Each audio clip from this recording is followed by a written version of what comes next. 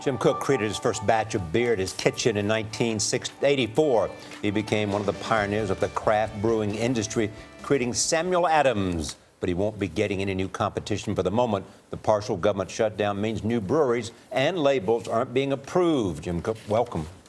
Thank you for having me here. You have 1% of the beer?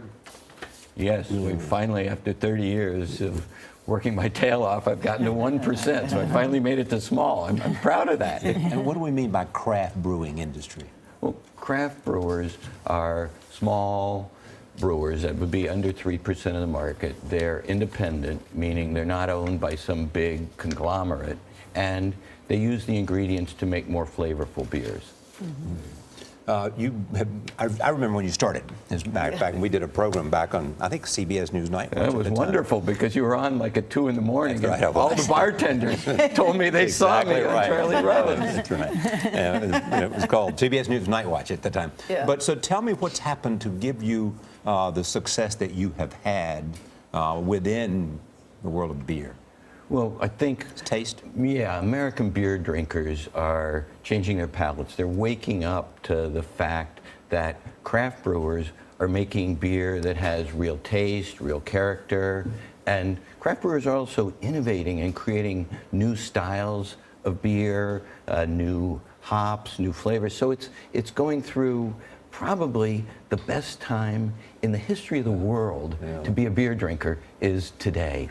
And you even travel out of the country looking for the best beer. You go to Germany every year looking for what? What are you looking for? I'm looking for the best hops in the world. I don't even know what a hops is. Well, hops, I mean, everybody knows beer is made with hops, but nobody knows what they are. Yeah, Here's what they are. Hops are a little flower. They're grown on a perennial vine, looks like a really tall vineyard, and the hops give beer its spiciness and its bitterness to balance the sweetness and body from the malt. So it's worth the trip to Germany every year to find the best hops. Yeah, it's like being a winemaker. You can't make great beer without the best hops. And then, Jim, I heard that the government shutdown is affecting your industry. How is that possible?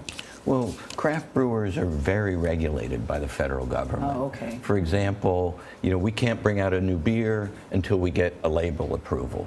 We can't add a new ingredient or a new brewing process until we get federal approval. We can't even open a brewery without a federal permit. So, we have new beers that we're ready to bring to market, but we can't. We have a philanthropic program where we make loans and provide counseling to over a dozen small brewers. Some of them can't open their breweries. This is, it's bad enough that people don't get medical benefits in the national parks, but we may have to dump beer. This is getting serious. Yeah. What's your suggestion to end this shutdown? You got anything? I got a great idea. Instead of dumping the beer, I'm going to send a couple of six-packs down to Speaker Boehner and President Obama. There's an idea. Believing that they are, people of good faith. And unfortunately, Speaker Boehner prefers Merlot. He's not a beer guy. He's a Merlot guy, but yeah. Well, he can be flexible. His tastes can mature. Yes. He's still young. And you have a new beer. That's what we heard, a new beer? Yeah, in fact, this is sort of the first announcement of it, but it is a beer that expands your whole definition of beer. It's called Sam Adams Utopia. It is about 60 proof, so it's the strongest naturally fermented beer in the world, and it's aged in oak barrels. Some of it is 21 years old. We started aging it. $200 a bottle? Yeah. Yeah. Who's going to buy a 200 bottle of beer? I know, doesn't that sound crazy? Yeah. But we make about 13,000 bottles. We sell every single one of them. They have to be rationed and allocated, and then people scalp it on eBay for like $300 for a bottle of beer. So this is not your father's Schlitz. Are you two beer drinkers?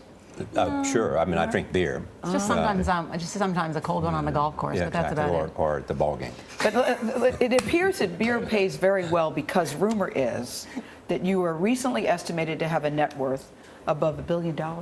Would you care to share?